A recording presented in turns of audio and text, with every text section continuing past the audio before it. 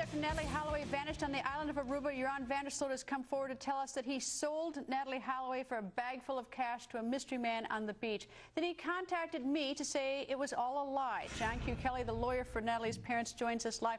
John, in talking to Jim Hammer, just as an aside, it occurred to me that assuming this conversation with his father was legitimate, and we heard what Jim said about it, this occurred in January of '08, that they're talking about trafficking. We did our interview about 6 months later in June, and he's talking about human trafficking. So to the sense that that's somehow, you know, at least it's not a news story in June if it's a lie. Anyway, what's your thought on all this? You know, the most logical explanation of how Natalie could disappear, absolutely vanish into thin air within a half hour being dropped off at the beach with Joran is consistent with what he said, and all the other evidence points towards it too, that she was led down to the fisherman's hut, she was led to the shore, you know, alive, well, and led onto a small sports utility vehicle, and, you know, very willingly got on board, and before she knew what was happening and Joran didn't get on board, you know, the boat took off and she was subdued eventually. Now, there is absolutely no forensic evidence of a homicide, and I mean, which is unusual, not necessarily dispositive of what happened, but that's, I mean, for someone who's inexperienced to commit a murder and not leave a hair of blood or anything, any play, is extremely significant. Now, let me ask you this. Sure. Has the prosecutor followed up on everything? Because it's the prosecutor's job to prove or disprove. And I got a real beef with this prosecutor. He won't look at this tape. But has he satisfied you that he's chased down every lead? Well, not at all, Greta. I mean, they're really simple things. I mean, there was the big issue about where are Joran's size 14 Swiss K shoes. I mean, if he led her down to the beach and he and Natalie were carrying their shoes, he would have helped her on, she'd put her sandals on, and if he just threw on his shoes, but instead of getting on, just pushed the boat off, you know, his shoes would be gone with Natalie and her sandals.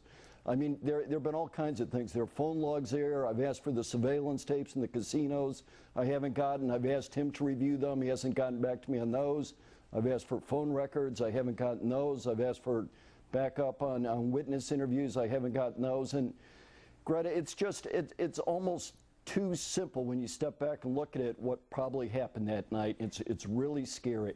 All right, now if I were the prosecutor, I want to look at wire transfers, both the ones, we have a number of a wire transfer that he should investigate from January, but even to see whether or not, Joran says there was a payoff of some police, whether or not there was cash drawn down from Paulus van der Sloot's account, I'd get a subpoena on that. I'd get a subpoena on all his relatives to see if any money was had, anything to sort of piece together, see whether or not this is true or not. The surveillance video, what surveillance video do you want him to look at?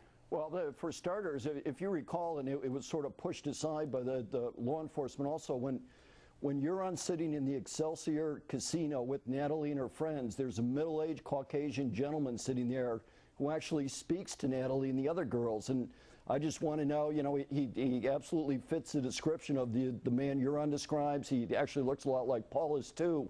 And I just want to see whether he had talked to that man before the girls arrived, whether he talked to that man after the girls left, and quite remarkably, Hans Moss told me they've never even identified who that man is to this day. Does Hans Moss want to help investigate Deepak and Satish and Paulus or not? No. In fact, the first call I made to him, he asked if this had anything to do with the Dr. Phil litigation, and if it did, he would not help me because he fully supports Satish and Deepak.